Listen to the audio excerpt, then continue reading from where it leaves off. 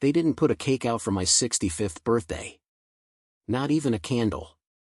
I stared at the empty dining table in the house I'd paid for 30 years ago, listening to the sounds of laughter from the backyard. My son Michael was hosting his friends, successful men and women with designer clothes and luxury cars. I wasn't invited to join them, but I could hear everything through the open kitchen window. Before we jump back in, tell us where you're tuning in from, and if this story touches you, make sure you're subscribed, because tomorrow, I've saved something extra special for you. I checked my phone again. No birthday text. No missed call. The calendar notification I'd set reminded me it was indeed September 17th, the day I turned 65. The day my son was born 35 years ago, when I held him for the first time and promised to give him everything I never had. Someone was telling a joke outside. I recognized Michael's distinct laugh, that slightly nasal chuckle that reminded me of his mother. She'd been gone for 8 years now. Cancer took her quickly, but not before she made me promise to always look after our boy. He needs guidance, Robert, she had whispered. Even when he thinks he doesn't. I glanced at the mantle where I kept the family photos. Michael's graduation from Stanford Business School, a degree I'd paid for by working 60-hour weeks at the architectural firm I'd founded from nothing. His wedding to Vanessa, a marketing executive with a smile that never quite reached her eyes. And my grandson Lucas, now 5, who called me Gramps on the rare occasions I was permitted to see him. The kitchen door swung open, and Michael stepped in, smartphone in hand. He wore an expensive polo shirt I didn't recognize and designer sunglasses perched on his head. He startled slightly when he saw me sitting at the table. "Dad. Didn't know you were home." His eyes darted to the door leading to the backyard. "Just grabbing more ice." "I've been here all day," I said quietly. No point mentioning what day it was. If he'd forgotten, reminding him would only make us both uncomfortable. "We've got some colleagues over. Strategy session for the new product launch." He opened the freezer, avoiding my eyes. "You know how it is." But I didn't know how it was. When I ran my firm, family came first. Always. Even during the biggest projects, I never missed a birthday. Never forgot an anniversary. Never made my wife or son feel invisible in their own home. "You're welcome to join," he added, though his tone suggested the opposite. "Just, business talk. Might be boring for you." Since I'd semi-retired and handed control of the firm to Michael 3 years ago, boring for you had become code for you're no longer relevant. "I'm fine here," I said.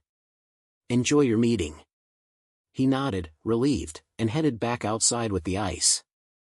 Through the window, I could see a group of about 10 people lounging around the pool I'd had installed when Michael was 12. He'd begged for that pool for 2 straight years. I still remembered his face when I finally surprised him with the construction plans on his birthday. I stood up and walked to my study, closing the door behind me. The room was lined with architectural drawings, my life's work displayed on every wall. Award-winning designs that had put our firm on the map. Buildings that would stand long after I was gone. My gaze settled on the heavy oak desk where a stack of papers sat neatly arranged. The trust fund documents I'd planned to go over with Michael today. $5 million set aside for him and his family, with specific provisions for Lucas's education. I'd spent weeks working with my attorney to get every detail right. It was supposed to be my birthday gift to myself, the peace of mind of knowing my family would be secure. A notification pinged on my phone. It was from my calendar app, meeting with Daniel at Cafe, 3 p.m. Daniel Gardner had been my best friend for over 40 years. He was the only person who'd remembered my birthday, sending a text at midnight with his customary bluntness, "Happy 65th, old man. World's still stuck with you for another year. Coffee tomorrow?" I grabbed my keys and jacket. As I passed through the kitchen, I heard Vanessa's voice carrying from the backyard. "It's just temporary," she was saying. "Once we move to the new house, we'll have the space we need." "And the old man?" someone asked. "Robert will be fine in the downtown apartment. It's better for everyone this way. We need to start fresh." I froze. What downtown apartment? What new house? This was the first I'd heard of any plans to move. He still thinks he's running the company, Michael's voice now. Keeps trying to weigh in on decisions like it's still 2010. We need to show the board we're moving in a new direction. The firm's got his name on it, a woman pointed out. Names can change, Michael replied. Rebranding is part of evolution. I stood there, hand gripping the counter so tightly my knuckles turned white. The firm I'd built from the ground up. The house I'd designed myself. The family I'd sacrificed everything for. All being neatly rearranged without my knowledge or consent. When I finally stepped outside, the conversation halted abruptly. Forced smiles appeared on unfamiliar faces. Michael stood, a flicker of concern crossing his features when he saw my expression. Dad? Everything okay? I looked at my son, this stranger wearing expensive clothes and a practiced smile, and realized I'd raised someone I no longer knew. Or perhaps I'd never really known him at all. Just heading out to meet Daniel, I said, my voice steadier than I expected. Don't wait up. As I walked to my car, I heard the conversation resume behind me, slightly hushed but not enough. Someone laughed. The sound cut through me like glass. Preparing and narrating this story took us a lot of time, so if you are enjoying it, subscribe to our channel, it means a lot to us. Now back to the story. The cafe where Daniel waited was an old haunt of ours, a place we'd frequented for decades. Unlike the trendy coffee shops downtown with their minimalist aesthetics and overpriced lattes, this place remained stubbornly unchanged, worn leather booths, slightly sticky menus, and coffee served in thick ceramic mugs that retained heat like small furnaces. Daniel stood as I approached, his tall frame slightly stooped now with age, white hair cropped short in the same military style he'd maintained since Vietnam. He embraced me briefly, clapping me on the shoulder with a weathered hand. There he is. The birthday boy. I slid into the booth across from him, attempting a smile that felt more like a grimace. That bad, huh? Daniel asked, signaling the waitress for coffee. Worse, I replied. He listened without interruption as I recounted the events of the day, the forgotten birthday, the overheard conversation, the plans being made without my knowledge or input. When I finished, Daniel sat back, running a hand over his chin thoughtfully. Ungrateful little shit, he finally said. Pardon my French. He's still my son. That's the problem, isn't it? If you were anyone else, you'd have cut him loose years ago.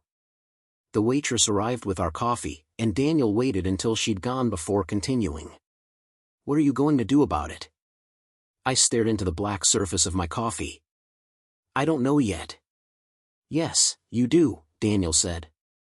I can see it in your face. You've got that look you used to get before presenting to a difficult client. You're planning something. He wasn't wrong. As I drove into the cafe, ideas had begun taking shape in my mind, not fully formed yet, but gathering momentum like storm clouds on the horizon. The trust fund, I said. I was going to sign it over today. Make it official. Daniel raised an eyebrow. And now? Now I'm thinking maybe it's time for a redesign. He smiled slowly. Now that sounds like the Robert Caldwell I know. The man who never accepts the first draft of anything. We spent the next hour talking through possibilities.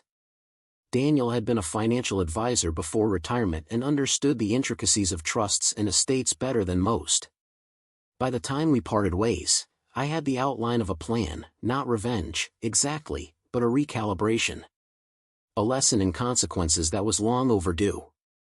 As I drove home, I passed the first building I'd ever designed in this city, an elementary school with curved walls and abundant natural light. 35 years later, it still stood, children still learned there, lives still took shape within its walls. I'd created something that outlasted me, something with purpose and integrity. Could I say the same about how I'd raised my son? The house was dark when I returned, save for a single light in the kitchen.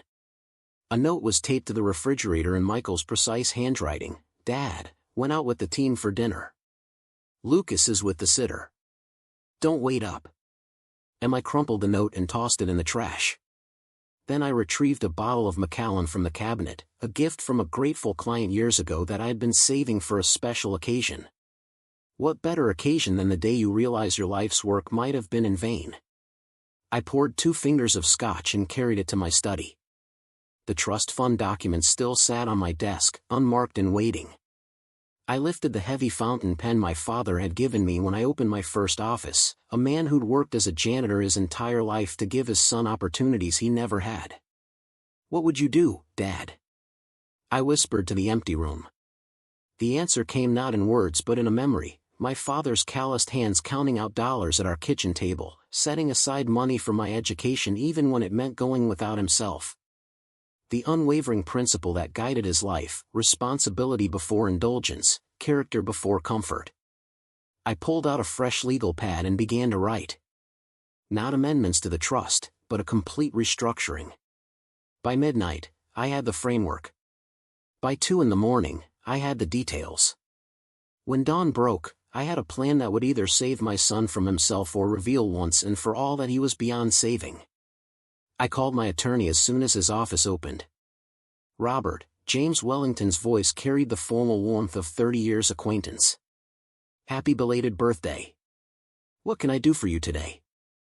"I need to make some changes to the trust fund. Significant ones." "How soon can we meet?" "That urgent?" I could hear the surprise in his tone. "I can move some things around." "Would 11 work?" "Perfect." "And James?" "This stays between us. No calls to Michael, no emails to the office." A brief pause. "Understood. I'll see you at 11. I showered and dressed with care, choosing a suit I hadn't worn since semi-retirement, charcoal gray with subtle pinstripes, the kind that communicated authority without demanding it. In the kitchen, I found Michael at the island, scrolling through his phone while half-heartedly eating a protein bar. "Morning," I said, pouring coffee into a travel mug. He glanced up, then did a double take at my attire. "You're dressed up. Meeting?" "Something like that. Anything I should know about?" A flicker of concern crossed his face, not for me, I realized, but for how my actions might affect him. "Just taking care of some personal business." I added milk to my coffee with deliberate slowness. "By the way, I couldn't help overhearing yesterday. Something about a new house?" Michael's expression shifted, irritation quickly masked by a practiced smile. "Oh, that. We're just exploring options. Nothing decided." "In the downtown apartment you mentioned?" "For me, I believe." The smile faltered. "Dad, it's not like that. We've been meaning to talk to you about it. The market's hot right now, and this house is too big for just you. The apartment would be more manageable." "More manageable," I repeated. "For whom?" He sighed, setting down his phone. "Look, you're approaching an age where stairs might become an issue. The apartment is all one level, security building, close to everything." You thought, I corrected. "Without consulting me. Because you always push back on change. Every suggestion we make, every new direction for the firm, it's always the same response." "The firm that I built," I said quietly. "The house that I designed and paid for. The life that I worked 60-hour weeks to provide for you." Michael stood, jaw tight. "And you never let me forget it, do you? Every decision comes with the weight of your sacrifice. Every success I have exists in the shadow of yours. Is that how you see it?" "It's how it is. You talk about the firm like it's still yours, but you handed over the reins 3 years ago. On paper, anyway." He grabbed his keys from the counter. "I have to go. We can talk about this later." "Later," I agreed. "Though it seems you've already made up your mind about my future." He paused at the door, conflict visible on his face. For a moment, I glimpsed the boy he'd once been, uncertain, seeking approval, wanting to please. Then the moment passed, replaced by the polished professional who had more important things to do. "We want what's best for everyone," he said finally. "Including you." After he left, I stood in the kitchen feeling the weight of decades pressing down on me. When had the distance between us grown so vast? When had consideration become condescension? When had my son decided my life was his to rearrange? I didn't know. But I knew what I had to do next. James Wellington's office occupied the 12th floor of a downtown high-rise with views of the park I'd helped redesign a decade ago.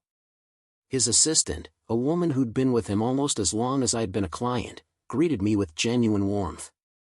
"Mr. Caldwell, wonderful to see you. Mr. Wellington is ready whenever you are." James rose from behind his desk as I entered, extending his hand. Unlike many in his profession who embraced the casual modern aesthetic, he maintained the formality of an earlier era: suit and tie, leather-bound notebooks, fountain pens arranged precisely on a blotter. "Robert," he said, gesturing to the chair opposite his desk. "You've got me curious." I placed the folder I'd brought on his desk. "I want to restructure the trust fund for Michael and his family." "Completely." James raised an eyebrow but said nothing as he opened the folder and began reading my handwritten notes. His expression remained neutral, a skill honed through decades of dealing with family fortunes and the disputes they engendered.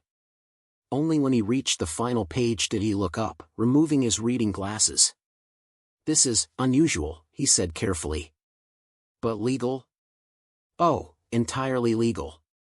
The money is yours to dispense as you see fit. But I have to ask, are you certain this is the approach you want to take?" I leaned forward. "What would you do, James, if you discovered your son was planning to shuttle you off to an apartment and remove your name from the company you founded, all without so much as a conversation?" His eyes widened slightly. "I see. No, you don't." "Not entirely." I took a deep breath. Yesterday was my 65th birthday. No one remembered. Not my son, not his wife. I sat alone in my house while they entertained friends by the pool I built. And then I overheard them discussing my future as if I were already gone. James nodded slowly, compassion evident in his gaze. "I understand you're hurt, Robert. But this," he tapped the folder, "this is a significant response. Once executed, it will be difficult to undo." "I'm not looking for revenge," I said. "I'm looking for a wake-up call. My son has forgotten the values that built his privilege. He's forgotten that respect isn't just a word you use in board meetings. And you believe this will remind him? Either that, or it will confirm what I fear, that the lessons never took root in the first place." James studied me for a long moment, then reached for his phone. "Sandra, please clear my schedule until 2. And have the trust document templates ready." He turned back to me. "This will take some time to draft properly. Are you sure you want to proceed today?" "I'm sure." For the next 3 hours, we worked through the details of the new arrangement. The $5 million trust would still exist, but with significant modifications to its conditions and distributions. By the time we finished, the document bore little resemblance to the straightforward bequest I'd originally planned. "I'll have this finalized by tomorrow," James said as we stood.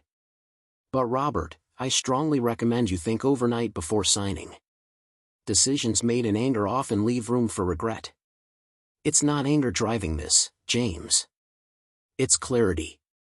I extended my hand. "Thank you for your time and discretion." As I left the building, my phone buzzed with a text from Michael. "Coming home for dinner? Vanessa's making that pasta you like." The sudden gesture of consideration might have seemed genuine if I hadn't overheard their conversation the day before. Now it felt like placation, perhaps even manipulation. I typed a brief response: "Not tonight." Meeting with James ran long. "Don't wait up." Instead of going home, I drove to the riverfront where a row of my early designs stood, office buildings with distinctive arched windows and integrated green spaces, revolutionary for their time and still relevant decades later. I parked and walked along the water, watching the setting sun transform glass and steel into sheets of gold and copper. This was my legacy, not just buildings, but spaces that shaped how people lived and worked. I'd created environments that fostered connection, that brought people together rather than isolating them. The irony wasn't lost on me that I'd succeeded professionally in creating what I'd apparently failed to build at home, a foundation strong enough to withstand the pressures of time and change. My phone buzzed again. Daniel, this time, did you do it? I texted back, in process. Meeting James again tomorrow to sign. His response came quickly, no second thoughts. I stared at the screen for a long moment before typing, none. It's time for consequences. I didn't sleep that night. Instead, I sat in my study reviewing old photographs, birthdays, graduations, family vacations, searching for clues I might have missed. When had my son's smile become performative rather than genuine? When had the distance between us grown from a crack to a chasm? The sky was turning purple-gray with approaching dawn when I heard movement in the kitchen. Too early for Michael, who rarely rose before 7. I made my way downstairs to find Lucas in his dinosaur pajamas, attempting to reach a box of cereal on the top shelf. Need some help there, buddy? I asked softly. He turned, face brightening. Gramps. I'm hungry but Mommy and Daddy are sleeping. I lifted him up so he could grab the cereal, then set him down at the counter. As I poured milk into his bowl, he studied me with the unfiltered curiosity only children possess. Why were you sitting in the dark? He asked. Sometimes old people think better when it's quiet, I replied, ruffling his hair. About what? About mistakes. About fixing things. He nodded solemnly, as if this made perfect sense, then asked, Are you sad, Gramps? You look sad. The question caught me off guard. When had this 5-year-old become more perceptive than his father? A little, I admitted. When I'm sad, Daddy says to remember happy things. He spooned cereal into his mouth, milk dribbling down his chin. What makes you happy? I thought about it. Building things. Helping people. Spending time with you. Lucas beamed. We could build something today. Like the birdhouse we did last summer. The birdhouse. A simple project that had taken an entire weekend because I'd let Lucas do most of the work, guiding his small hands with the sandpaper, teaching him patience and precision. Michael had been away on business, as usual. When he returned, Lucas had proudly shown him the finished product, and Michael had glanced at it briefly, said cool, buddy, and continued scrolling through emails on his phone. That sounds perfect, I told Lucas. After breakfast, we'll go to the hardware store. We were making a list of supplies when Michael appeared, already dressed in business casual, coffee in one hand, phone in the other. Dad? What are you doing up so early? And Lucas, you know you're supposed to wait for Mom or me before coming downstairs. Gramps helped me, Lucas said proudly. We're going to build something. Michael frowned slightly. Today? It's Wednesday, Lucas. You have day camp, remember? The boy's face fell. But we made plans. It's okay, I interjected. We can do it another time. Michael's expression softened slightly. Thanks, Dad. Things are just crazy with the Peterson project launch. He turned to Lucas. Go get dressed, buddy. Mom will take you to camp in 30 minutes. After Lucas trudged upstairs, Michael leaned against the counter. Listen, about yesterday, I think we got off on the wrong foot. Vanessa and I have been discussing options, but nothing's decided. We should sit down together soon, talk through everything properly. That would be nice, I said, keeping my voice neutral. After you ignored my birthday and planned to remove me from my own home and company behind my back, a proper conversation seems appropriate. He blanched. Your birthday? Was that yesterday? It was. Dad, I'm so sorry. With the launch preparations, it completely slipped my mind. Did it slip Vanessa's mind too? And last year, when you were too busy to join me for dinner? And the year before, when you took a business trip to Chicago the same week? He had the decency to look ashamed. I've been distracted. The firm demands, don't use the firm as an excuse, I cut in. The firm I built never required me to forget family milestones or make decisions that affected others without consulting them first. Times have changed, Dad. Business moves faster now. Sometimes tough decisions. Deciding to move your father out of his home without asking him isn't a tough decision, Michael. It's a cowardly one. The words hung between us, sharp and undeniable. For a moment, I saw genuine regret in his eyes. Then his phone chimed, and the moment was gone. "I have to take this," he said, already walking away. "We'll talk tonight, I promise." But we didn't talk that night. Michael texted at 7 to say he was meeting clients for dinner. Vanessa took Lucas to his friend's house for a playdate. I ate alone at the kitchen table, watching the sunset paint the backyard in shades of amber and gold. At precisely 9 the next morning, I sat across from James Wellington again as he slid the finalized trust documents across his desk. "All as we discussed," he said, indicating where I should sign. "With the conditions and triggers exactly as you specified." I took my time reading through each page, though I'd essentially written the terms myself. When I reached the final page, I paused. "You've included the letter?" James nodded. "It will be delivered to Michael only after the conditions are activated." "Are you absolutely certain about this approach, Robert?" I signed my name with deliberate care, the weight of the fountain pen familiar in my hand. "I've never been more certain of anything in my life." "Very well." James countersigned as witness, then pressed his notary seal onto the document. "It's done." "No," I said, capping my pen. "It's just beginning." I returned home to find Vanessa in the kitchen, a rare occurrence as she usually worked late at her marketing firm. She was arranging a small cake on a plate, chocolate with white frosting, my favorite. "Robert," she said, attempting a warm smile that didn't quite reach her eyes. "Michael told me about the mix-up with your birthday. We feel terrible." I glanced at the cake, then back at her. "Terrible enough to bake, or just terrible enough to stop at the grocery store?" Her smile faltered. "I know it's not much, but we wanted to do something. Michael's on his way home early. We thought we could have a small celebration." "How considerate." I kept my tone even, not giving her the satisfaction of hearing my anger. "And will this celebration include a discussion about the downtown apartment you've selected for me? Or the plans to rename the firm?" Color drained from her face. "You heard us." I did. She set down the knife she'd been holding. "It wasn't supposed to happen like this. We were going to present everything properly, with options. Options that you'd already decided on. Robert, please try to understand. The house is too big for just one person. The firm needs modernization to compete.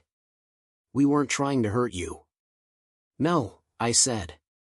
"You just didn't consider my feelings important enough to factor into your plans." The front door opened before she could respond. Michael entered carrying an expensive-looking gift bag and wearing the guilty expression of a man making a token gesture to cover a deeper transgression. "Dad," he said, setting the bag on the counter. "Happy belated birthday." I looked at the bag, then at my son and his wife, these strangers who lived in my house, who bore my name, who thought a cake and a gift could erase betrayal. "Thank you," I said simply. "I've had a birthday gift of my own today." Michael's brow furrowed. "What do you mean?" "I finalized the trust fund."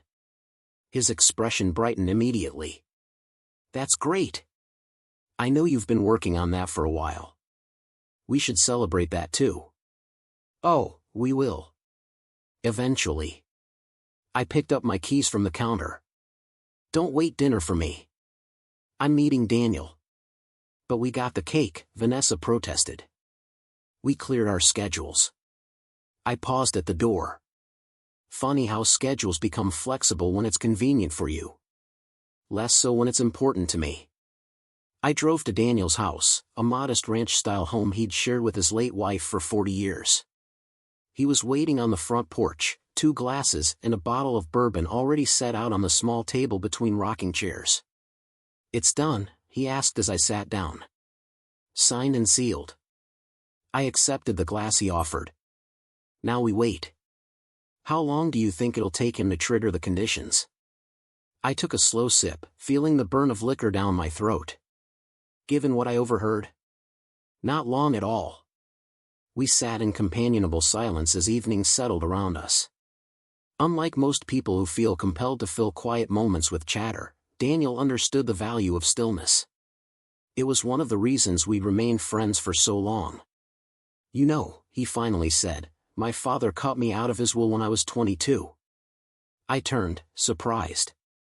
In all our years of friendship, he'd never mentioned this. Why? I was an arrogant punk who thought I knew everything. He smiled ruefully. Dropped out of college to find myself. Told him his generation had ruined the world and mine would fix it. What happened? 6 months later, I was broke, homeless, and too proud to go home. Ended up enlisting just to have a roof over my head." He refilled our glasses. "Best thing that ever happened to me. Vietnam was hell, but it taught me what actually matters in life. When I came back, I apologized to my old man. He put me back in the will, but more importantly, he taught me everything he knew about money management. That became my career. You think the trust will teach Michael the same lesson?" Daniel shrugged. "Maybe. Maybe not. But at least you'll know you tried. Sometimes that's all we can do as fathers, set up the conditions for our children to learn the important lessons.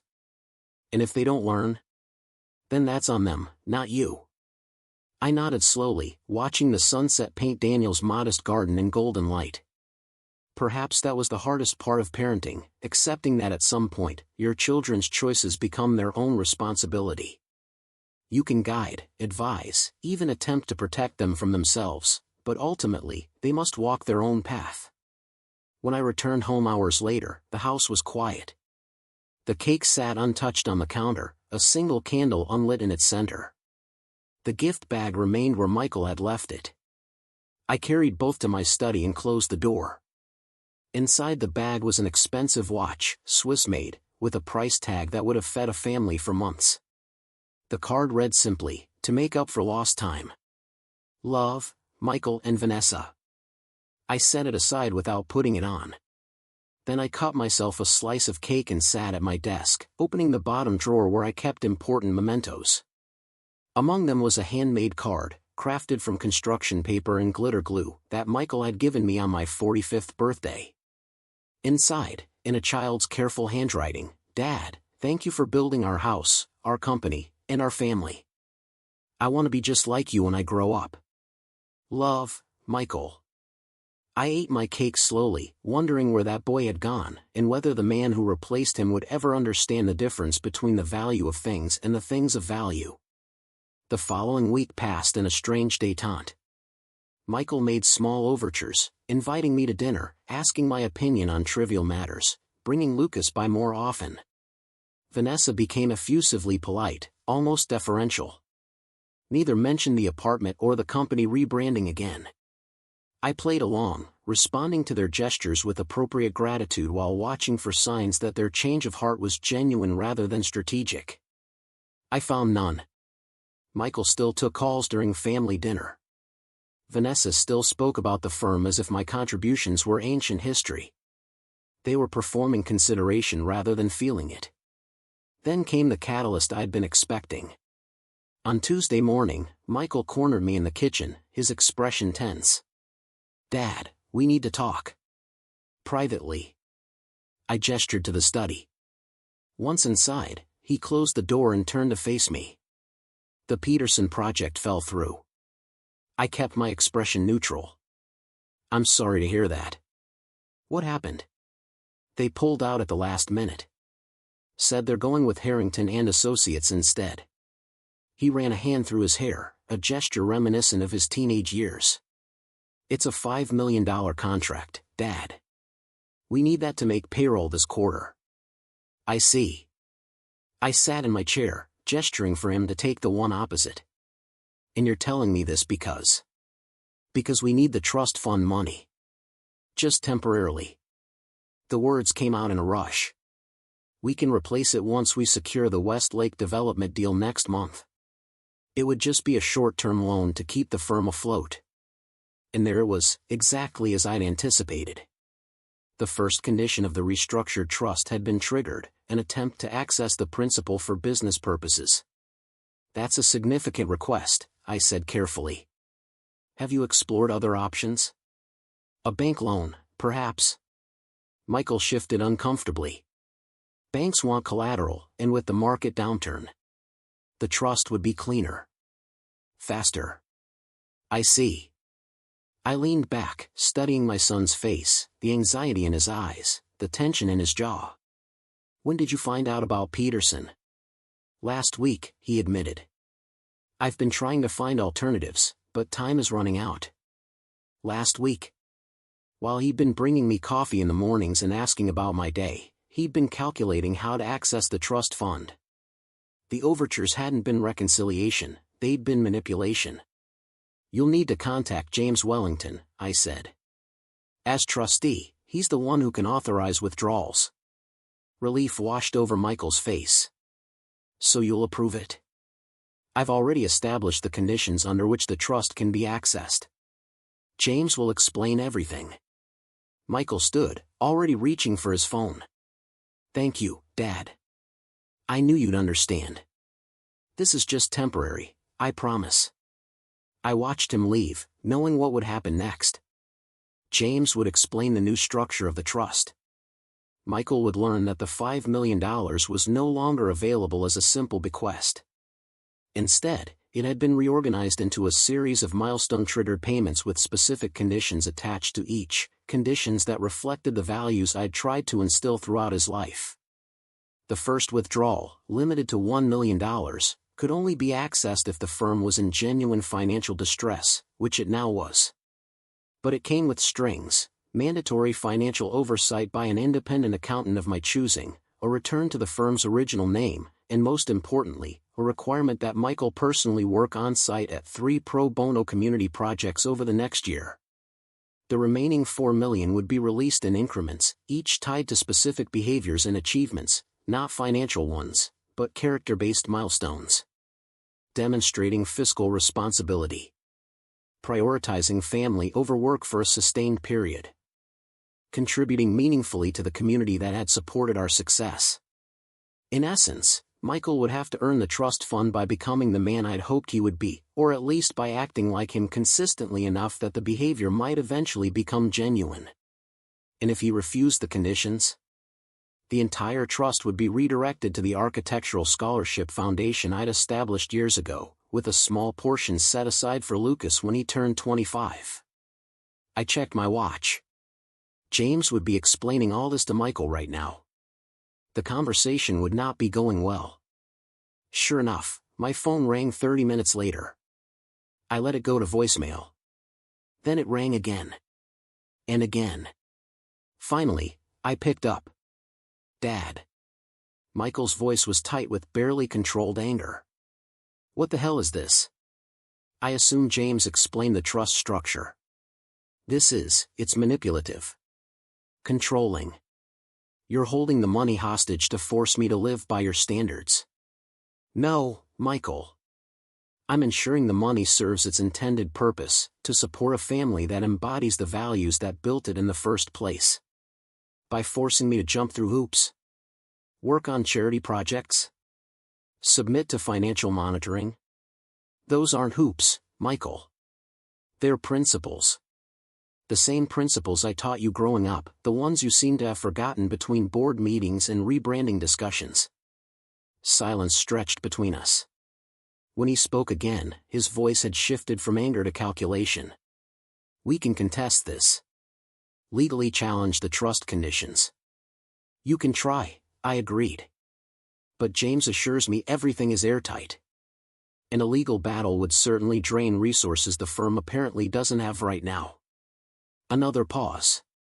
So that's it? Either I live exactly as you dictate, or the money goes elsewhere. Not exactly as I dictate. But according to values that used to matter to you too. I softened my tone slightly. This isn't punishment, Michael. It's an opportunity to remember what's actually important. And if I refuse, then you'll have made your choice, and I'll respect it. But understand, respect doesn't mean I'm obligated to fund it. The line went dead. I set down the phone, feeling a complex mixture of emotions, regret that this confrontation had become necessary, but certainty that it had been the right choice. Sometimes, the only way forward is through difficult truth. That night, I sat on the back porch watching fireflies dance above the lawn. The same lawn where Michael had taken his first steps, where we'd played catch on summer evenings, where I'd taught him to measure twice and cut once as we built a treehouse together. Somewhere along the way, those lessons had faded, replaced by spreadsheets and status symbols. The door opened behind me, and Vanessa stepped out, 2 glasses of wine in hand. She offered me one wordlessly, then sat in the adjacent chair. "Michael told me about the trust," she said after a long moment. "I expected he would." She took a careful sip. "He's furious." "I know. For what it's worth, I don't think he's entirely wrong to be." I turned to look at her directly. In the fading light, with her guard down, she seemed younger, less certain of herself. "Tell me, Vanessa, when did success become more important than substance in this family?" She didn't answer immediately, gazing out at the darkening yard. "It was gradual," she finally said. "Small compromises that became bigger ones. Telling ourselves we were building something important, something that justified the sacrifices." "And what exactly were you building?" "A legacy." She met my eyes. "Isn't that what you built too?" "No," I said softly. "I built a life. The buildings, the firm, those were just the means, not the end. Somewhere along the way, you and Michael confused the two." Vanessa looked down at her glass. "He's going to accept the conditions. He doesn't have a choice right now. But he's not happy about it. Happiness wasn't my primary concern. Growth was." She stood to leave, then paused. "The downtown apartment, it wasn't my idea. I want you to know that. Thank you for telling me." After she left, I remained on the porch until the stars emerged, bright points against the vast darkness. Whatever happened next would be Michael's choice. I had done what I could to create an opportunity for change. Whether he embraced it or resented it would reveal much about the man he had become, and the man he might still become. The trust wasn't just about money. It was about remembering that the most valuable inheritance isn't what we put in the bank, but what we instill in the heart. The morning after my conversation with Vanessa, I woke early and sat at my drawing table for the first time in months. There was something meditative about returning to the fundamentals: pencil on paper, the precise geometry of angles and lines, the thoughtful balance of form and function. Architecture had taught me that solid structures require sound foundations. Perhaps families weren't so different. I was sketching a concept for a community center, something I'd been mulling over since retirement but hadn't pursued, when I heard Michael's car leave the driveway. Earlier than usual, and with a sense of urgency judging by the acceleration. The first day of his new reality had begun. To access the initial $1 million from the trust, Michael would need to sign the conditions agreement with James by noon. Given the firm's financial situation, he had little choice. But signing under duress wasn't the same as embracing change. True transformation would require something deeper than compliance. I continued working on my sketch until the kitchen door opened and closed. Footsteps approached my study, lighter than Michael's, more hesitant. "Come in, Lucas," I called. The door cracked open, and my grandson peered in, still in pajamas, clutching a toy dinosaur. "How'd you know it was me?" "Grandpas have special powers," I said with a wink. "Hungry for breakfast?" He nodded, climbing onto my lap to examine my drawing. "What's that?" "A place for people to gather. To learn things and help each other." His finger traced the curved roof line. "It looks like a big hug." I smiled, surprised by his perception. That's exactly what I was going for. We made pancakes together, Lucas standing on a chair beside me at the stove. I let him pour the batter, guiding his small hands as he concentrated with the seriousness only children bring to important tasks. When Vanessa appeared, dressed for work in a tailored suit, she paused in the doorway. "I didn't realize you were up," she said to Lucas. "I was going to take you to day camp on my way to the office." "Gramps and I are making breakfast," Lucas replied proudly. "Want some?" Something flickered across Vanessa's face, surprise, perhaps, or a more complex emotion. I don't have time, sweetie. I have meetings. You always have meetings, Lucas said, the simple observation carrying more weight than he knew. Vanessa glanced at me, then back at her son. That's true, isn't it? She hesitated, then set her briefcase on the counter. Maybe I can be a few minutes late today.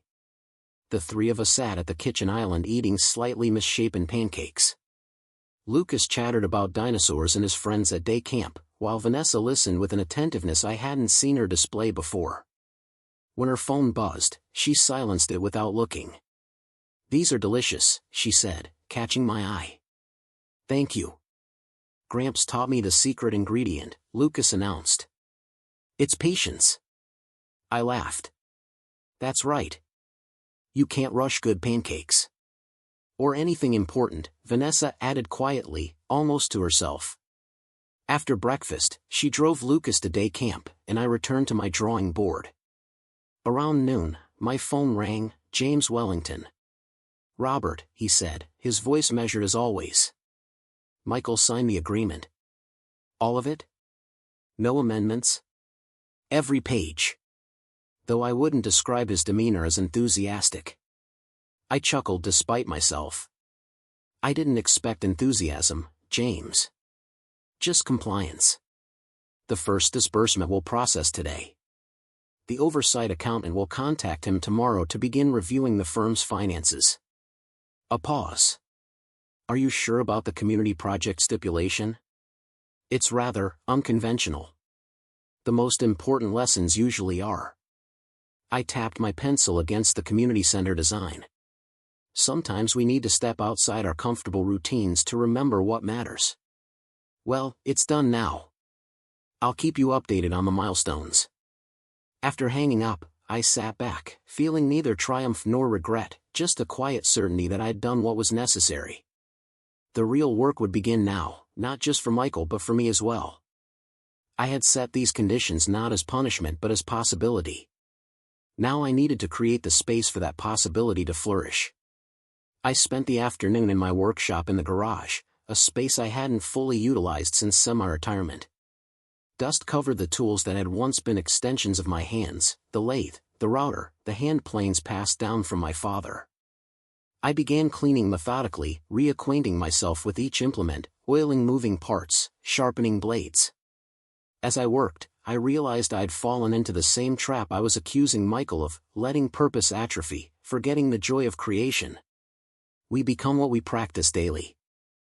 I had practiced disconnection just as surely as Michael had practiced expedience. When he returned that evening, I was still in the garage, working on a small oak box with dovetail joints. He stood in the doorway, tie loosened, jacket slung over his arm, watching me work for several minutes before speaking. I signed the papers. I nodded, continuing to fit the joints precisely. I heard. Some of the conditions are challenging. They're meant to be. He stepped inside, moving closer to examine what I was making. What's this? A keepsake box. For Lucas. Michael ran his finger along the partially completed edge. You taught me how to make one of these when I was 10. I remember. Mine was terrible, he said with a small smile. The corners didn't line up. But you finished it. That's what mattered. He was quiet for a moment, watching as I carefully shaved a microscopic amount from one joint. The oversight accountant is coming tomorrow. Stevens from the board is furious. Says it undermines their authority. Stevens never built anything in his life, I replied. He just moves numbers around and calls it strategy. Michael laughed unexpectedly. That's exactly what he does. The laugh faded quickly. Dad, about the community project's requirement, I don't have time for that. I'm running a company. I set down my tools and faced him directly. You're also living a life, Michael. Or at least, you're supposed to be. What's that supposed to mean? It means you've forgotten that work is meant to serve life, not replace it. I gestured to the box.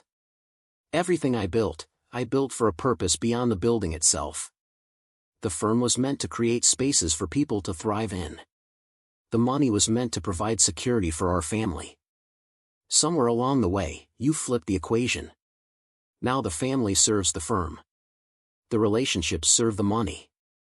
His expression hardened. That's not fair. Isn't it? You forgot my birthday because you were preparing for a client meeting. You planned to move me out of my home because it was more convenient for your career trajectory. You want to remove my name from the company because rebranding sounds better than honoring legacy. He didn't respond immediately. When he did, his voice was quieter. I've worked hard to grow the firm. No one's disputing that. But growth at what cost? And toward what end? Toward success. And how do you define success, Michael? Is it the balance in your account? The title on your business card? Or is it something more enduring? He looked away. I need to shower before dinner. As he left, I returned to the box, carefully fitting the next joint.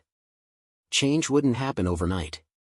But questions, once asked, have a way of lingering, of working themselves into the cracks of certainty until they can no longer be ignored. The following week brought changes to the household routine. Michael began leaving later for work and returning earlier. The accountant's initial review had revealed inefficiencies and unnecessary expenses that, once addressed, reduced the immediate financial pressure. Vanessa started working from home 2 days a week, using the sunroom as an office where Lucas could occasionally join her after day camp. Small shifts, but significant ones. Whether they stemmed from genuine reflection or merely from compliance with the trust conditions remained to be seen. One evening, I overheard Michael on the phone in his study, his tone uncharacteristically firm. No, we're not pursuing the Westbrook bid. The profit margins are too thin, and the environmental impact report is concerning. Yes, I understand it would be a prestigious project. That's not the point. A pause. Because some things matter more than prestige, Stevens. My father taught me that, and I'm finally starting to listen.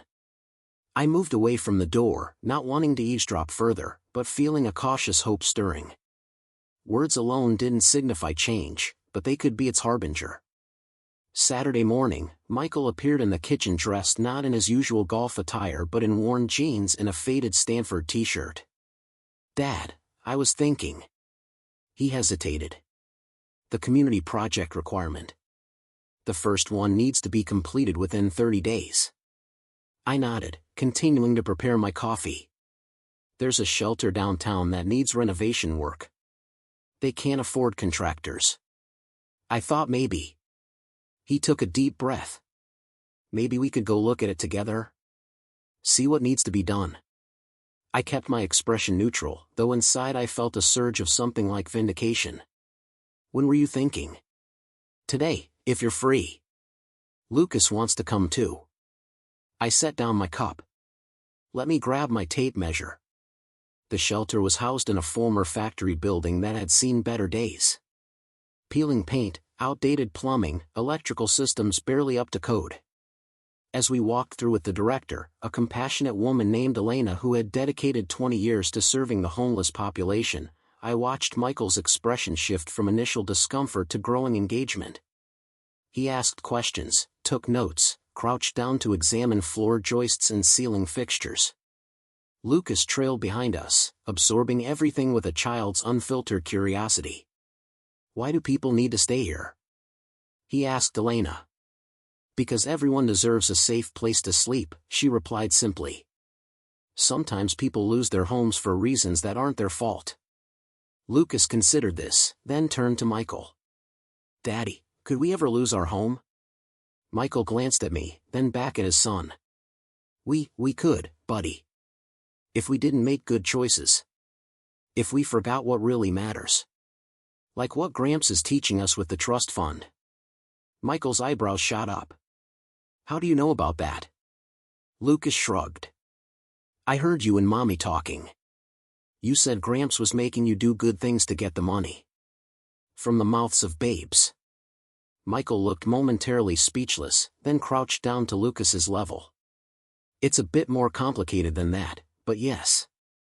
Gramps wants to make sure we remember what's important. Like helping people? Michael nodded slowly. Like helping people. Later, as we drove home, Michael was unusually quiet.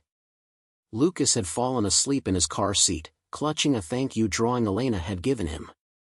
The trust conditions, Michael finally said, they're not just about the money, are they? I gazed out the window at the city skyline, buildings I'd helped design dotting the horizon. Money is just a tool, Michael. Like a hammer or a saw. It's only as good as what you build with it. And you don't think I've been building the right things. I think you've been building what you thought was expected of you, rather than what truly matters. He adjusted his grip on the steering wheel. When did I change, Dad? When did I stop being the kid who wanted to help people and start being whoever I am now?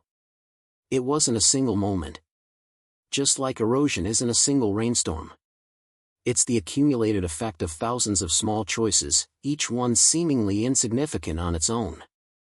And you think these trust conditions will somehow reverse that? No, I said honestly. Only you can do that. The conditions just create the opportunity for you to see clearly what's been lost along the way. We drove in silence for several blocks. The shelter needs about $50,000 in materials, Michael said eventually. Plus labor. I was thinking of asking the junior associates at the firm to volunteer as part of professional development. That's a good start. Just a start? I smiled slightly.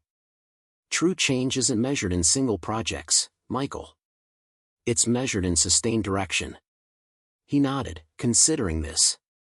One step at a time, then. Over the next 3 weeks, I watched as Michael coordinated the shelter renovation. He spent weekends and evenings at the site, sometimes bringing Lucas along to hand out water bottles or help with simple tasks. Vanessa surprised everyone by volunteering her marketing team to create new branding and a website for the shelter, pro bono. I visited occasionally, offering technical advice but mostly observing. The Michael I saw there, sleeves rolled up, focused on tangible problems with immediate human impact, seemed more alive than the polished executive he'd become. He laughed more readily. Listened more attentively. Connected more authentically. One evening, as we drove home from the site together, Michael turned to me. You know, the Ericsson Tower we completed last year cost $40 million and won 3 design awards. I remember. It was an Architectural Digest. But this shelter renovation, costing less than 1% of that, it feels more significant somehow. Because it is, I said simply. Buildings are more than structures, Michael. They're vessels for human experience. The quality of that experience matters more than the prestige of the address. He was quiet for a moment. That's what you tried to teach me all along, isn't it? What the firm was originally about. I nodded. Before spreadsheets replaced sketches. Before quarterly projections became more important than quality of life. I lost sight of that somewhere. He signaled for a turn. Or maybe I never truly understood it to begin with. You understood. You just got distracted. Back at home, I found Vanessa in the kitchen with Lucas, baking cookies. Another unexpected development, she'd never shown interest in domestic activities before, viewing them as antiquated obligations rather than potential pleasures. Join us, she asked, offering me a spoon of cookie dough. As I helped Lucas measure vanilla extract, I noticed a stack of papers on the counter, printouts of house listings. Moving plans still in the works? I asked quietly, when Lucas was distracted with sprinkles. Vanessa followed my gaze to the listings. Yes, but not the ones you heard about. These are all within 15 minutes of here. We've been rethinking priorities. Such as not having a 2-hour commute. Such as Lucas being able to see his grandfather more than once a week. She hesitated. Such as appreciating what we have instead of constantly reaching for more. That sounds like a significant shift. She smiled faintly. Let's just say your trust fund conditions have prompted some valuable conversations. She lowered her voice.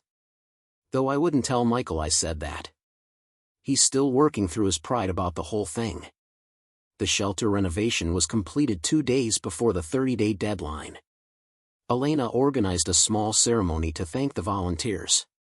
As Michael accepted a handmade plaque from one of the shelter residents, I saw something in his expression I hadn't seen in years, genuine fulfillment untainted by calculation. That evening, we sat on the back porch watching Lucas chase fireflies across the lawn. Michael had a beer in hand, his tie long discarded, his posture more relaxed than I'd seen in months. The oversight accountant says the firm's finances are stabilizing, he said. The cuts we made were overdue, honestly. Glad to hear it. And James called today. Said the first community project requirement has been fulfilled. I nodded. Congratulations. It doesn't feel like something to be congratulated for, strangely enough. It feels like something I should have been doing all along. He took a long sip of his beer. The second trust milestone is about family priorities, right? It is. I've been thinking about that. About how I've been a weekend father at best. How I've treated this house like a hotel rather than a home. And I've decided to step back from some of the international projects. Let Stevens handle Beijing and Dubai. I'll focus on local development, sustainability initiatives. He glanced at me. Maybe revive some of those community center designs you championed before retirement. I felt a warmth that had nothing to do with the summer evening. Those always were the most meaningful projects. They didn't bring in the biggest fees. But they created the most value. There's a difference. Michael nodded slowly. I'm starting to understand that. He watched as Lucas captured a firefly, examined it with wonder, then released it back into the gathering dusk. I've been chasing the wrong metrics, haven't I? You've been chasing what society rewards most visibly. It's an easy trap to fall into. But not an impossible one to escape from. I placed a hand on his shoulder. It's never too late to reorient, Michael. To build something better than what came before. We sat in companionable silence as darkness settled fully over the yard. Lucas eventually tired of his chase and came to sit between us, his small hand finding mine. Gramps, can we work on another birdhouse tomorrow? The shelter lady said birds need homes too. Of course we can, buddy. Michael smiled. Can I help?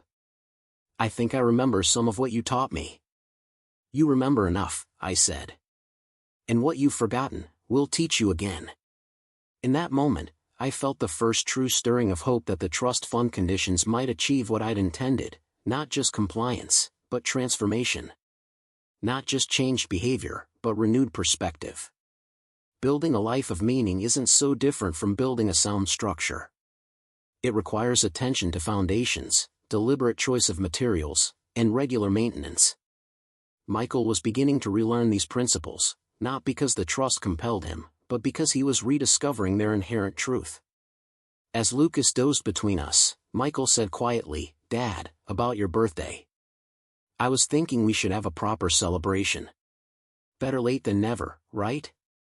That would be nice. And not just for the milestone itself, but for the wake-up call it provided. He looked at me directly. Thank you for not giving up on me, even when I'd essentially given up on what matters. You're my son, I said simply. The trust fund may have conditions, but my love never did. The fireflies continued their luminous dance across the yard, brief flashes of light against the darkness. Sometimes, I thought, that's all we can do in this life, create moments of illumination and hope that they guide others when we're no longer there to show the way. 2 months after the shelter renovation, autumn painted the trees in fiery hues and brought a crispness to the air that always reminded me of new beginnings. Perhaps that's why architects often find inspiration in the changing seasons. They teach us that transformation is not just possible but inevitable, and that beauty exists in the transition as much as in the destination. Michael had completed the second milestone of the trust requirements ahead of schedule. For 6 consecutive weeks, he'd left the office by 5, declined weekend work commitments, and prioritized family dinners. He'd attended Lucas's soccer practices and parent-teacher conferences. He'd even taken Vanessa on a 3-day getaway to celebrate their anniversary, something he'd previously relegated to gift baskets and apologetic texts about unavoidable meetings. Most telling wasn't the compliance itself but the gradual shift in his demeanor. The tense furrow between his brows had smoothed. His laugh came more readily. When he spoke about work, it was with thoughtful consideration rather than frantic urgency. He'd begun to view time not as currency to be hoarded but as a canvas to be filled with moments of meaning. On a Saturday morning in October, I found him in the backyard with Lucas, raking leaves into enormous piles that would inevitably become jumping grounds for my grandson's exuberant leaps. "Dad," Michael called when he saw me watching from the porch. "Come join the party." I picked up the spare rake leaning against the oak tree, the same tree that had sheltered Michael's childhood adventures 3 decades earlier. "We're making the biggest leaf mountain ever," Lucas announced, his cheeks flushed with excitement and exertion. "Is that so?" I asked, beginning to gather the red and gold maple leaves near the fence line. "What's the purpose of this mountain?" "For jumping," Lucas exclaimed, as if the answer were obvious. Michael caught my eye with a smile. "Not everything needs a purpose beyond joy, right, Dad?" I nodded, recognizing my own words from years ago echoed back to me. The best architects understand that form can sometimes transcend function. We worked together, 3 generations creating something temporary yet perfect in its ephemerality. When the pile reached Lucas's shoulder height, he took a running start and leaped into it with abandoned glee, sending leaves scattering in every direction. His laughter rang out pure and uninhibited, the sound more valuable than any business deal or award ceremony. After several jumps, Michael surprised us both by taking his own running leap into the diminishing pile, his normally careful demeanor replaced by childlike spontaneity. He emerged with leaves in his hair and a genuine smile that transported me back to when he was Lucas's age. "Your turn, Gramps," Lucas called, bouncing with anticipation. "I'm a bit old for jumping," I demurred. Michael stood, brushing leaves from his sweater. "Dad, one thing I'm learning is that we're never too old to remember joy." So I jumped. My knees protested and my landing lacked grace, but the sensation of falling into that cushion of autumn, the earthy scent, the crackle beneath my weight, the cascade of color all around me, felt remarkably like freedom. Lucas collapsed beside me in fits of giggles, and Michael snapped a photo with his phone. "First one for the new wall," he said. "What new wall?" "You'll see." Later that afternoon, Michael and Vanessa asked me to join them in the living room. Lucas had been dispatched to a playdate with specific instructions not to return until dinner, which immediately piqued my curiosity. "We have something to show you," Vanessa said, leading the way not to the living room as expected but to the sunroom at the back of the house. The space had been transformed. The generic furniture that had occupied it for years was gone, replaced by comfortable reading chairs, bookshelves filled with architecture volumes, and a large drafting table positioned to catch the northern light. My old tools hung on a custom rack along one wall, each in its proper place. Photographs, both old and new, filled another wall, including the leaf-jumping image from that morning. "What is this?" I asked, though I already sensed the answer. "Your studio," Michael said. "Or workshop. Or classroom. Whatever you want it to be." I moved through the space, running my fingers along the drafting table, a beautiful piece crafted from maple with dovetail joints and brass fittings. "This is exquisite craftsmanship. Daniel helped me find an artisan who works in the traditional methods you prefer," Michael explained. "We've been planning this for weeks." I turned to face them both. "Why?" Vanessa spoke first. "Because talents shouldn't be shelved just because of retirement. Because Lucas deserves to learn from his grandfather. Because this house should reflect the people who live in it, not just contain them." Michael stepped forward.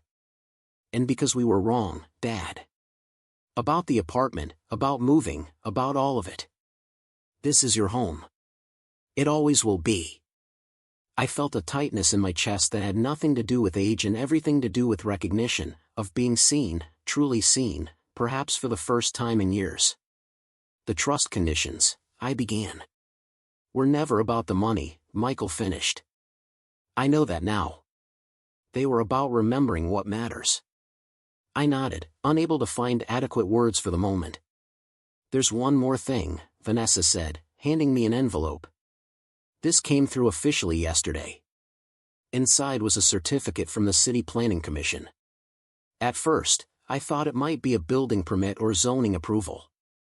Instead, I found myself looking at documentation for the establishment of the Caldwell Community Design Initiative, a program that would provide architectural services to underserved neighborhoods, funded by a percentage of the firm's annual profits. Your third milestone isn't due for another month, I said, looking up at Michael. He shrugged. Once you start seeing clearly, it's hard to go back to blindness. The firm has been successful enough to give back for years. We just needed the right direction. That evening, we celebrated not with expensive restaurants or extravagant gifts, but with a family dinner in the kitchen. Lucas helped me prepare my grandmother's lasagna recipe, carefully layering noodles and sauce with the same concentration he brought to building blocks. Vanessa made salad and garlic bread. Michael opened a bottle of wine he'd been saving, not for a special occasion defined by the calendar, but for a moment that carried its own significance. As we ate, the conversation flowed easily, about Lucas's school project, about the community design initiative, about the birdhouse we'd build next weekend. The formality that had characterized our interactions for so long had melted away, replaced by something warmer and more authentic. After dinner, when Lucas was tucked into bed and Vanessa had retired to finish some reading, Michael joined me in my new studio. He carried 2 glasses of whiskey, offering one to me as he settled into the chair opposite mine. James called today about the trust, he said. 2 of the 5 milestones completed, with the 3rd well underway. I heard. You're making remarkable progress. It doesn't feel like progress toward getting money anymore, he admitted. It feels like progress toward becoming someone I actually respect. I took a careful sip of the whiskey, appreciating its complexity. That's the most valuable return on any investment. Michael leaned forward, his expression earnest. I've been thinking about what happens after all the milestones are met. After the trust is fully released. Oh? I'm not going to spend it, at least not on ourselves. We have more than enough. He set his glass down. I want to establish a scholarship fund for young architects from disadvantaged backgrounds. Students who have the vision but not the resources to pursue it. I felt a surge of pride so powerful it nearly overwhelmed me. That's a worthy legacy. I thought so too. He picked up his glass again. And I want to name it after you. There's no need for that. There is, though. He gazed out the window at the darkened yard, his profile reminiscent of the boy he'd once been and the man he was becoming. You know, when I was young, I thought your greatest achievement was the Westridge Tower or the Harper Museum. The big, impressive structures everyone recognized. And now? Now I understand that your greatest creation was never a building at all. He turned back to me. It was the foundation you laid for our family. The values you insisted on when it would have been easier to compromise. The standards you maintained even when they weren't fashionable.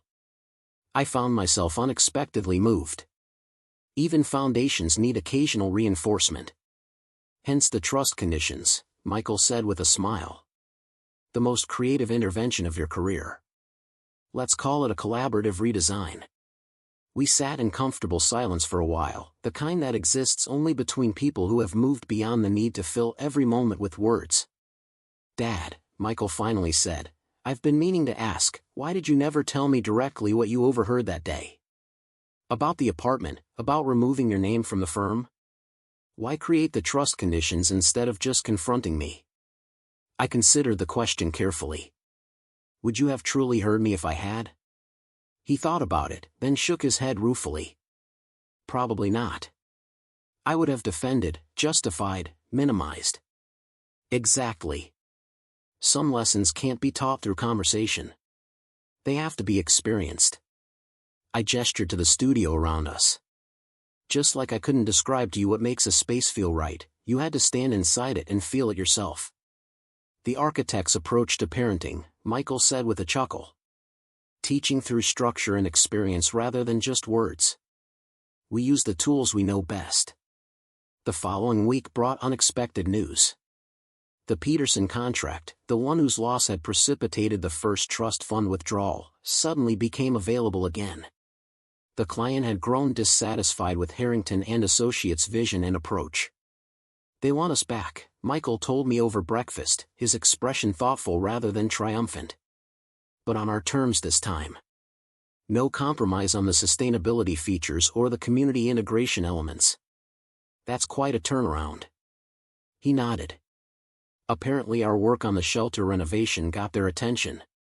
They were impressed that the firm would dedicate resources to a project with no financial return. Some returns can't be calculated on a spreadsheet. Exactly what I told the board yesterday.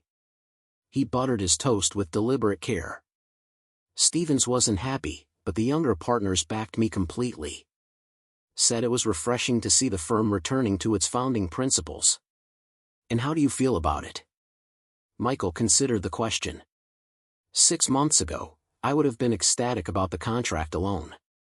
The validation, the revenue, the prestige. He met my gaze.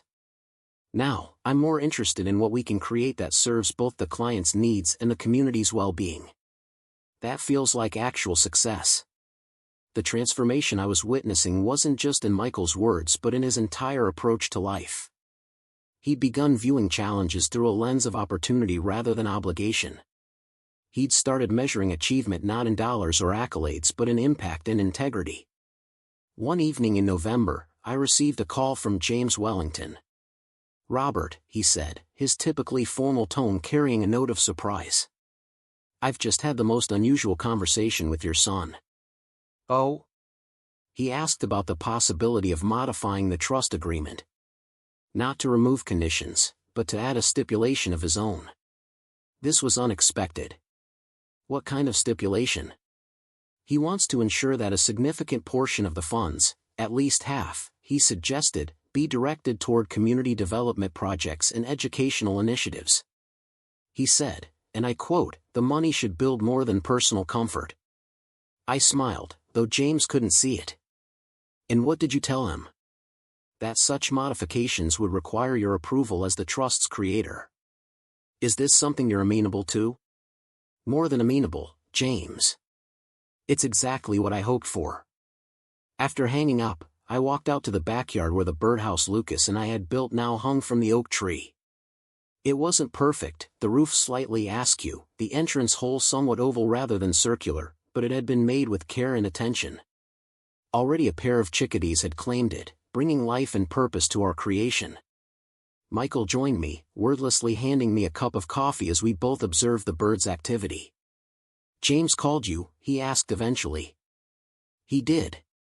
And I think your addition to the trust is perfectly aligned with its purpose." Michael nodded. "I realized something recently.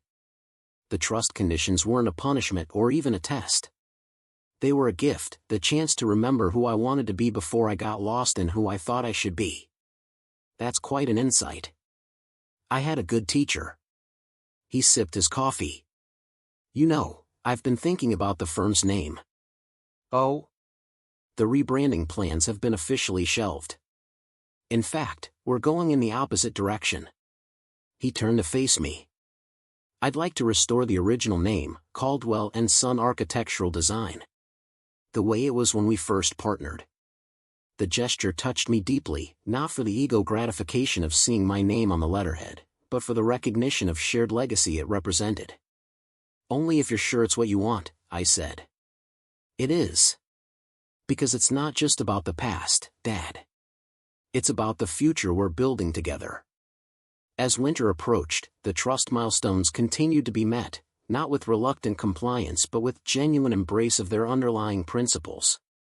The fourth requirement, community engagement beyond professional obligations, was fulfilled through Michael and Vanessa's volunteer work at Lucas's school, helping to design and build a natural playground that would serve generations of children. For my part, I found new purpose in my studio, mentoring young architects from the community college and sketching designs for small-scale projects that brought beauty and function to overlooked spaces. Lucas often joined me, his natural eye for proportion and balance suggesting he might carry the family legacy forward in his own way someday. One December evening, as snow began to fall outside, the four of us gathered in the living room. Lucas was building an elaborate structure from wooden blocks, his tongue caught between his teeth in concentration. Vanessa sat nearby, occasionally offering suggestions but mostly allowing him to discover solutions himself. Michael and I watched from the couch, a chess game half finished between us. "I have news," Michael said quietly. "The final trust milestone has been met. James called this morning to confirm." I nodded. "Congratulations. It doesn't feel like an ending, strangely enough. More like a beginning." "The best structures are like that," I replied. "They create a foundation for what comes next." He smiled, moving a chess piece with careful deliberation. "The scholarship fund paperwork is ready. The Caldwell Foundation for Architectural Innovation will launch next spring, with emphasis on students who want to focus on community-centered design. It will make a difference in many lives." "I hope so." He glanced at Lucas, now explaining his creation to Vanessa with animated gestures. "You know, he asked me something profound the other day. He said, 'Daddy, how do you build something that lasts forever?' And what did you tell him?" I said that nothing physical lasts forever, but the impact of what we create can extend far beyond the materials themselves. Michael looked at me. I told him his grandfather taught me that. As the snow continued to fall, transforming the world outside into something new and unspoiled, I reflected on the journey of these past months. What had begun as a response to betrayal had evolved into something far more meaningful, a recalibration of values, a restoration of connection, a rebuilding of trust in its most essential form. The trust fund conditions had accomplished what I'd hoped, but not because they'd controlled Michael's behavior. Rather, they had created space for him to rediscover what truly mattered, to strip away the accumulation of misplaced priorities and reconnect with the core principles that bring genuine fulfillment. In architecture, we learn that a structure is only as sound as its foundation.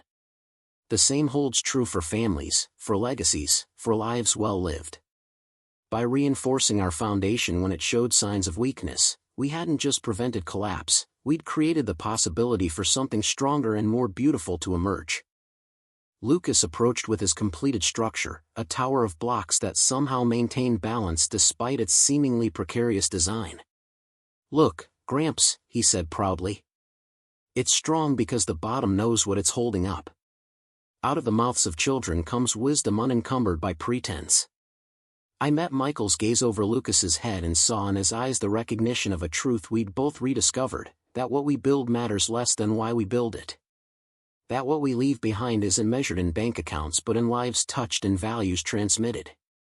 That sometimes, the greatest gift we can offer those we love isn't indulgence but expectation, the belief that they are capable of living up to their best selves. The trust fund had never been about the money. It had been about remembering what gives life its true value, connection, purpose, integrity, love. In forgetting my birthday, Michael had forgotten something essential about himself. In restructuring the trust, I'd offered him not punishment but path, a way back to the person he was meant to be.